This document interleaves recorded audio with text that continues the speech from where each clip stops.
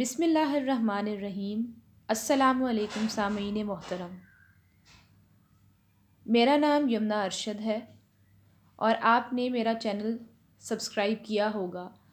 اور مجھے امید ہے آگے آپ اس کو شیئر بھی کریں گے اپنے فرینڈز وغیرہ کے ساتھ۔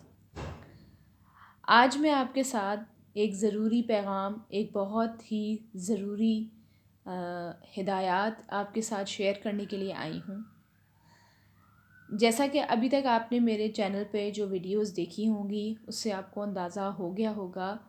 کہ زیادہ تر میرے چینل پر انشاءاللہ آنے والے وقت میں بھی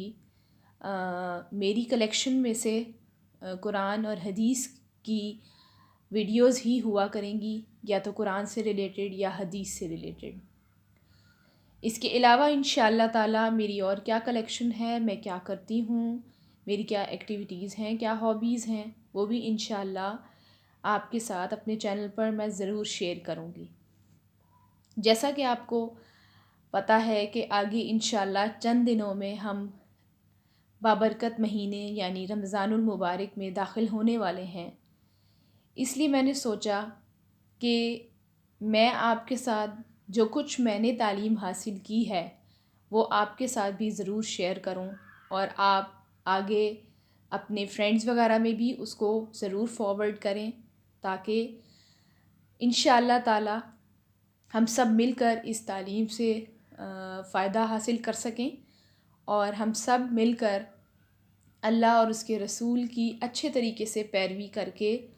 اپنی زندگیوں کو بھی سنواریں، اور آنے والی نسلوں کو بھی ہم اچھی سے اچھی تعلیم دیں اور انہیں زندگی کا مقصد بتا سکیں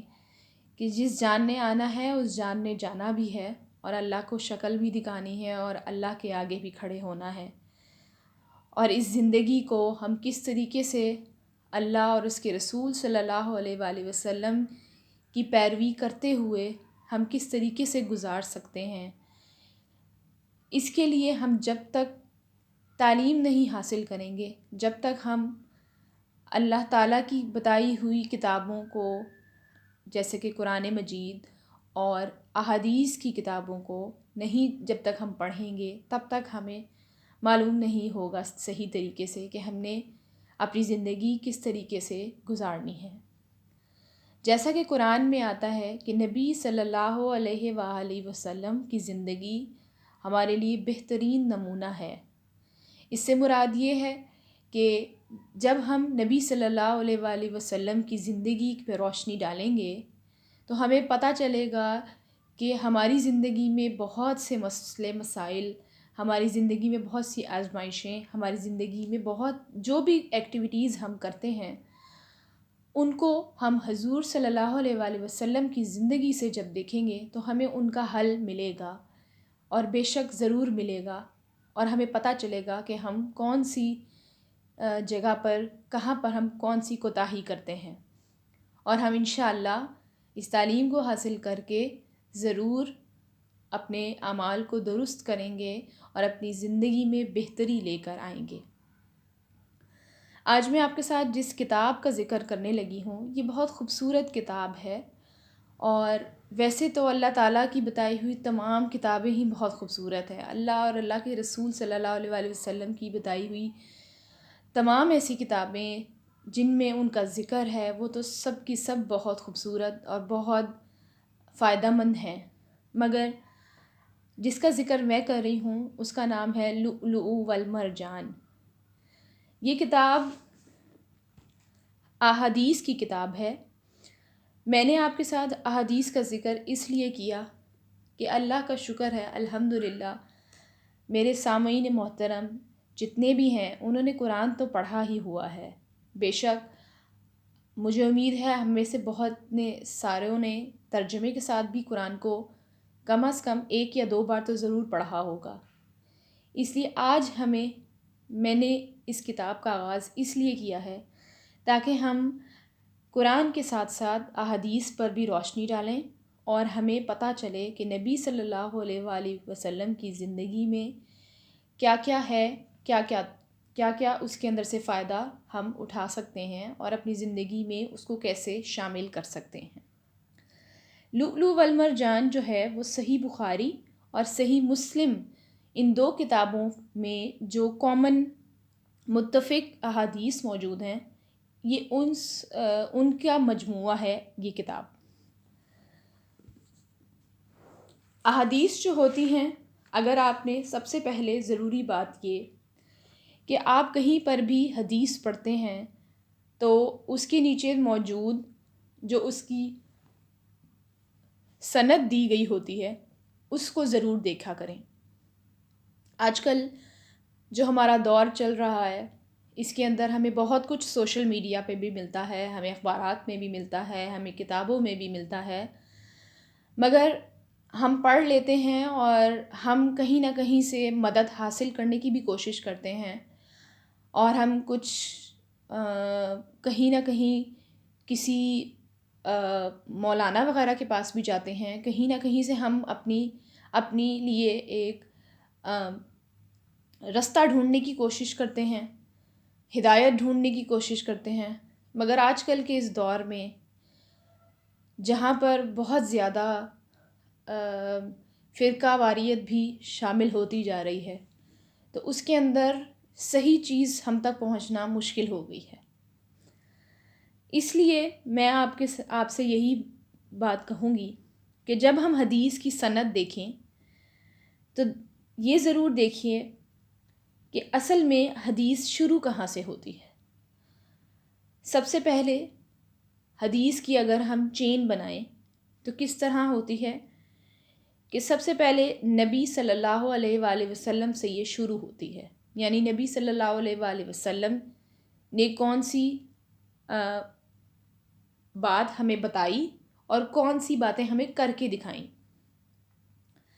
دو قسم کی احادیث ہوتی ہیں، ایک وہ جس میں نبی صلی اللہ علیہ وآلہ وسلم نے جو بھی کام ہے وہ ہمیں کر کے دکھایا ہے، اور ایک وہ کہ جس میں نبی صلی اللہ علیہ وآلہ وسلم نے ہمیں لفظی طور پر ہمیں بتائی ہے بات کہ یہ کام ایسے کرنا ہے یا اس میں ایسے کرنا ہے۔ حضور صلی اللہ علیہ وآلہ وسلم کے بعد آتے ہیں صحابہ کرام۔ سب سے پہلے ہمارے نبی ہیں، اس کے بعد صحابہ کرام جنہوں نے نبی صلی اللہ علیہ وآلہ وسلم سے ڈائریکٹ تعلیم حاصل کی اور ان سے ڈائریکٹ رجوع کیا اور ان سے ڈائریکٹ سارا کچھ سیکھا۔ اس کے بعد آتے ہیں تابعی۔ تابعی وہ ہوتے ہیں جنہوں نے صحابی یا صحابیات یا جتنے بھی صحابی گزرے ہیں ان سے انہوں نے سیکھا اور انہوں نے ایمان کی حالت میں، یعنی جو صحابی تھے ان سے ملاقات کی۔ اس کے بعد آتے ہیں تبع تابعی، یعنی جنہوں نے ایمان کی حالت میں تابعی سے ملاقات کی، اور اس کے بعد آتے ہیں تبع تابعی، یعنی کہ اگین جنہوں نے ایمان کی حالت میں تبع تابعی سے ملاقات کی اور ان سے جو حدیث کے بارے میں انفارمیشن تھی، جو معلومات تھی وہ حاصل کی۔ حدیث کی 3 اقسام ہوتی ہیں، ایک ہے مرفوع حدیث، دوسری ہے مرسل حدیث اور تیسری ہے موقوف حدیث۔ مرفوع حدیث جس کو ہم انگریزی میں اوتھینٹک حدیث بھی کہتے ہیں، یعنی کہ ایسی حدیث جس کا ڈائریکٹ آپس میں چین مل رہی ہو، یعنی کہ جو ایسی حدیث جو کہ تبع تابعی کو بھی پتہ ہو، جو کہ تابعی کو بھی پتہ ہو، اور جو صحابہ کرام نے بھی جس کو اپروو کیا ہو۔ دوسرے نمبر پر ہوتی ہیں مرسل احادیث۔ مرسل احادیث ہوتی ہیں جو تابعی نے بیان کی ہو کہ انہوں نے نبی صلی اللہ علیہ وآلہ وسلم کو کہتے سنا تھا۔ اس کے لیے ہمیں ایک اور حدیث یا 2-3 اور حدیث کا پتہ ہونا ضروری ہے۔ تیسرے نمبر پر میں نے آپ سے جس کا ذکر کیا وہ ہے موقوف حدیث، یعنی کہ وہ حدیث جو تابعی نے صحابہ سے سنی اور صحابہ نے نبی صلی اللہ علیہ وآلہ وسلم کو وہ کرتے ہوئے دیکھا۔ سب سے پہلے اس کتاب میں جس چیز کا ذکر ہے جو کہ سب سے بنیادی اور بیسک چیز ہے وہ ہے ایمان۔ ایمان کے بیان کے اوپر اس میں سب سے پہلے آپ کو احادیث ملے گی۔ میں آپ سے ذکر کرتی چلوں کہ ہماری اہم احادیث کی جو کتابیں ہیں وہ ویسے تو آپ سب کو معلوم ہوں گی، مگر پھر بھی میں دوبارہ اس کو ریپیٹ کر دوں کہ ہماری 6 احادیث کی اہم ترین کتابیں ہیں جو کہ سب سے اوتھینٹک کتابیں ہیں۔ سب سے پہلے نمبر پر تو آتی ہے صحیح بخاری، دوسرے نمبر پر صحیح مسلم، سنن نسائی، سنن نبی داؤد، جامع ترمذی اور ابن ماجہ۔ یہ 6 اوتھینٹک کتابیں ہیں، اور میں سمجھتی ہوں کہ قرآن کے ساتھ ساتھ سب کو اللہ تعالیٰ ان 6 کتابوں کے پڑھنے اور ان کو سمجھنے کی بھی ہم سب کو توفیق دے انشاءاللہ تعالیٰ۔ سب سے پہلے بنیادی بات یہ ہے کہ ہمیں پتہ ہونا چاہیے کہ ایمان کس کو کہتے ہیں اور ایمان کیا چیز ہے۔ سب سے بنیادی چیز ایمان ہے۔ اگر انسان کے اندر ایمان ہے تو اس کا مطلب ہے کہ اس کے اندر اللہ کا ڈر بھی ہوگا اور وہ نبیوں پر یقین، نبیوں، فرشتوں اور دنیا آخرت سب پر اس کا یقین بھی ہوگا۔ تو ایمان میں بیسک پوائنٹس ایمان کی کیا ہیں کہ ہمیں اللہ پر ایمان لانا چاہیے، فرشتوں پر ایمان ہونا چاہیے، تمام رسولوں اور انبیاء پر ایمان ہونا چاہیے، اور آخرت میں اللہ تعالیٰ کے سامنے پیش ہونے یعنی کہ قیامت پر بھی ایمان ہونا چاہیے۔ ہماری ظاہری اور باطنی تمام قسم کی اطاعت صرف اللہ تعالیٰ کے لیے ہونی چاہیے۔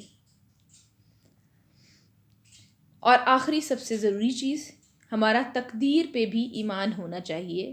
کہ ہر برا اور اچھا عمل جو ہماری زندگیوں میں پیش آتا ہے وہ بھی ہماری تقدیر میں موجود ہوتا ہے۔ ہمارے زندگی میں اللہ تعالیٰ نے ہمیں دنیا میں بھیجنے سے پہلے ہی لکھ دیا ہوتا ہے کہ کس وقت کہاں پر کیسے اور کیا چیز ہوگی اور کیا نعمت ہمارے لیے دنیا میں آئے گی اور کیا آزمائش ہمارے اوپر آئے گی۔ یہ ساری چیزیں اللہ تعالیٰ نے پہلے سے ہمارے لیے لکھ رکھی ہوتی ہیں۔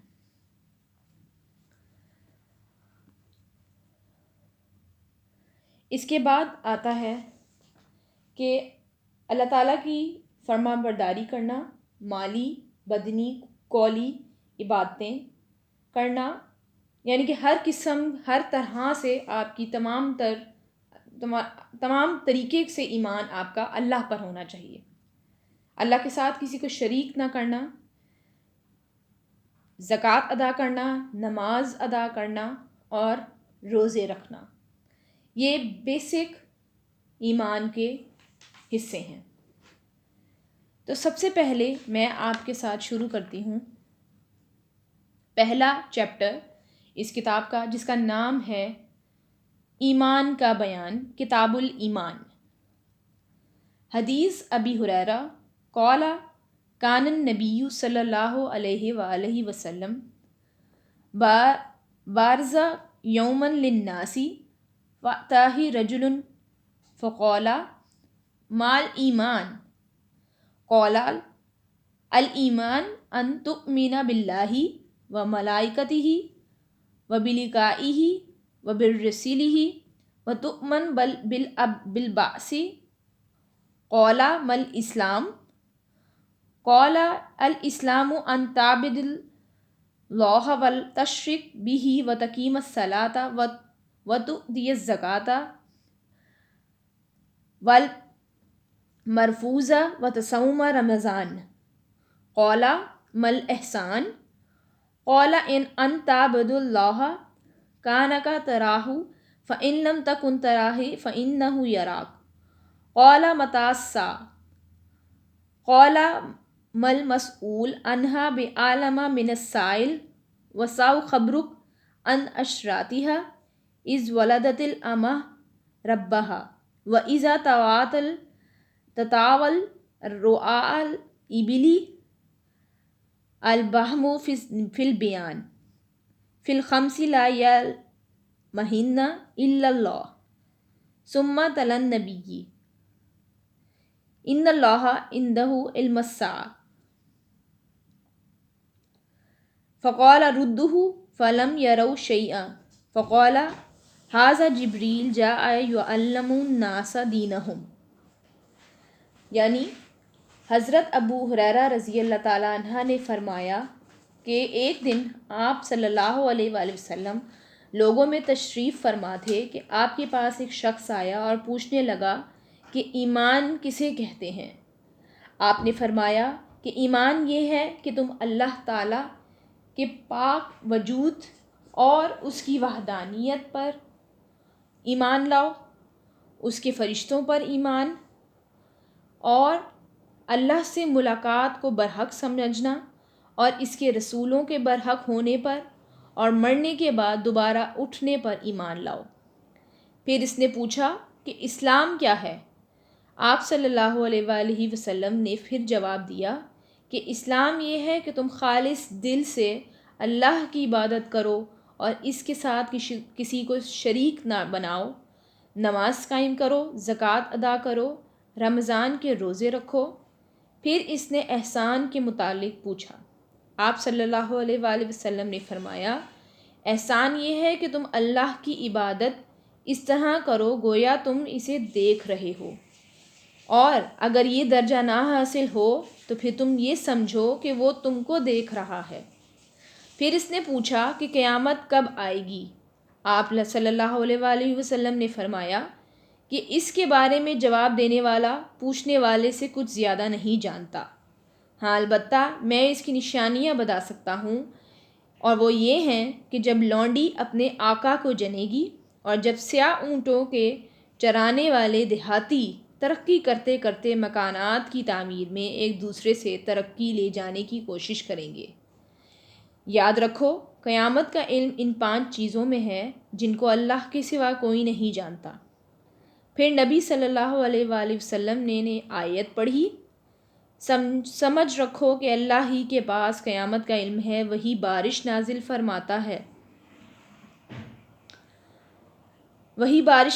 فرماتا ہے اور ماں کے پیٹ میں جو کچھ ہے وہ جانتا ہے۔ کوئی بھی نہیں جانتا کہ کل کیا کچھ کرے گا، نہ کسی کو یہ معلوم ہے کہ کس زمین میں مرے گا۔ یاد رکھو، اللہ پورے علم والا اور صحیح خبروں والا ہے۔ یہ آیات سورۃ لقمان کی ہیں جو نبی صلی اللہ علیہ وآلہ وسلم نے پڑھ کر لوگوں کو بتائیں۔ پھر وہ پوچھنے والا پیٹھ پھیر کر چلا گیا تو آپ صلی اللہ علیہ وآلہ وسلم نے اسے واپس بلانے کو کہا۔ لوگ دوڑ پڑے مگر وہ کہیں نظر نہ آیا، تو آپ صلی اللہ علیہ وآلہ وسلم نے فرمایا کہ یہ جبریل علیہ السلام تھے جو لوگوں کو ان کا دین سکھانے آئے تھے۔ یعنی کہ اس حدیث کو اگر آپ تھوڑا سا اور ڈیٹیل میں دیکھیں تو نبی صلی اللہ علیہ وآلہ وسلم نے ہمیں سب سے پہلی اور سب سے بنیادی چیز اسلام کی بتائی ہے کہ ایک مومن ہونے کے لیے سب سے پہلی بات یہ ہے کہ انسان کے اندر ایمان موجود ہونا چاہیے۔ اور ایمان کس چیز پر؟ اللہ پر، انبیاء پر، فرشتوں پر، اور آخرت میں اللہ سے ملنے پر اور تقدیر پر ایمان ہونا چاہیے۔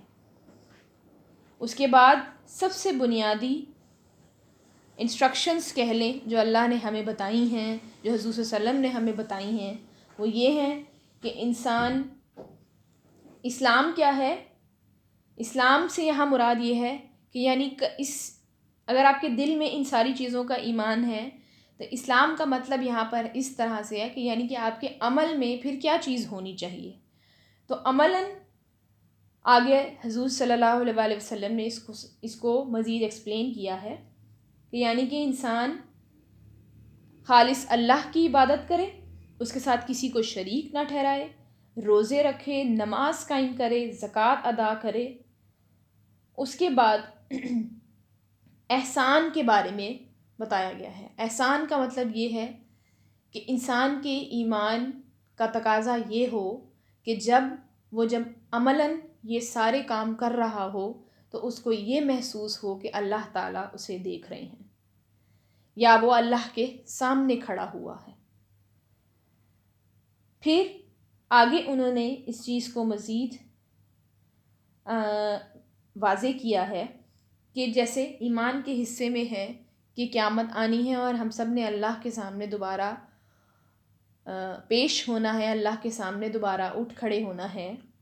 تو قیامت کے بارے میں پوچھا ہے کہ کیا کب آئے گی۔ تو اس کی نشانیوں میں نبی صلی اللہ علیہ وآلہ وسلم نے یہ بتایا ہے، جو پہلی نشانی وہ یہ ہے کہ جب لونڈی اپنے آقا کو جنے گی، یہاں سے مراد یہ ہے کہ یعنی جب دنیا میں اولاد اپنے ماں باپ سے زیادہ آگے نکل جائے گی، یعنی کہ اس طرح کہہ لیں کہ جیسے آج کل کے ہم معاشرے میں دیکھ سکتے ہیں، ہمیں بہت سی ایسی مثالیں ملتی بھی ہیں کہ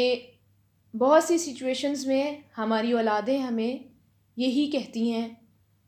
کہ جیسے ہم نے کہیں جانا ہے یا ہم نے کوئی کام کرنا ہے تو ہم اپنی اولاد کی وجہ سے کہہ لیں کہ باؤنڈ ہیں، کہ ہمیں ہوتا ہے کہ ہمیں وہ ان کی وجہ سے ہم یہ کام نہیں کر پاتے یا وہ یہ کرنے نہیں دیتے ہمیں، یا زیادہ تر ہماری زندگیوں میں اولاد کی مرضی چل رہی ہوتی ہے، جبکہ مرضی ہم ایز اے والدین ہماری چلنی چاہیے، ہمارا حکم ان پر ہونا چاہیے۔ تو دوسری انہوں نے مثال یہ دی کہ جب سیاہ اونٹوں کے چرانے والے دیہاتی لوگ ترقی کرتے مکانات تعمیر میں ایک دوسرے سے ترقی حاصل کریں گے، وہ بھی آپ آج کل دیکھ ہی سکتے ہیں کہ آج کل یہ بھی ہو گیا ہے کہ جس طرح UAE کی سائٹ پر لوگ کس طریقے سے عمارتیں بناتے چلے جا رہے ہیں، اور اسی کے مقابل سعودی عرب میں بھی اونچی سے اونچی عمارتیں جو ہیں وہ بنتی چلی جا رہی ہیں۔ تو یہ سارا کچھ قیامت کی نشانیوں میں آتا ہے، اور سعودی عرب کے لوگ آپ کو تو پتہ ہی ہے کہ وہ بیسیکلی تو اونٹ چلانے والے لوگ ہیں۔ تو جب یہ ساری نشانیاں پوری ہو جائیں گی تو اس کے بعد قیامت تو آنی ہی ہے۔ آج میں نے آپ کے ساتھ ایک ہی حدیث تھی جو شیئر کرنی تھی، اور تھوڑا سا کچھ اس کا انٹروڈکشن تھا۔ انشاءاللہ تعالی اگلے ہمارے اللہ نے زندگی رکھی تو انشاءاللہ آپ کے ساتھ مزید احادیث اور مزید اچھی باتیں آپ کے ساتھ شیئر کروں گی۔ میری ویڈیو کو ضرور لائک بھی کیجیے گا اور آگے شیئر بھی کیجیے گا اور سبسکرائب بھی کیجیے گا۔ اللہ تعالیٰ مجھے اور آپ کو بہترین اس کا اجر عطا کرے، اور ہمیں قرآن و سنت کو سمجھنے اور اپنی زندگیوں میں لانے کی کوشش، یعنی کہ محنت کریں ہم، اور ضرور اس چیز کو اپنی زندگیوں میں لے کر آئیں۔ وآخر دعوانا الحمدللہ رب العالمین۔ السلام علیکم ورحمۃ اللہ۔